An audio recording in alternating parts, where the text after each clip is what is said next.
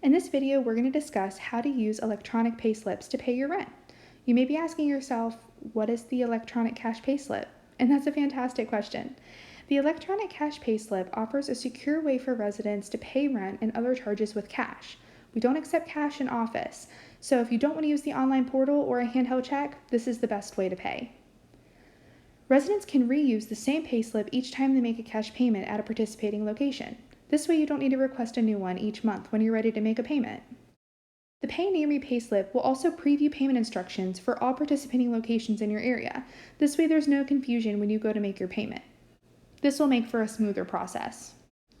This is what your Pay Near Me cash payslip is going to look like when you either request it from your property manager or request it via the online portal. On the right here is going to be your personal information. This is just going to state your name and current address. Towards the top of the page here, you're going to see the instructions to take the payslip to the participating store and tell the clerk to follow the steps below. This also shows the processing fee that does apply.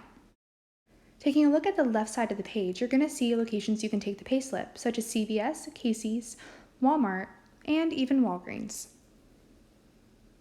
Now, if we look at the right side of the page, this is where you're going to find the instructions for each individual location that you can go to.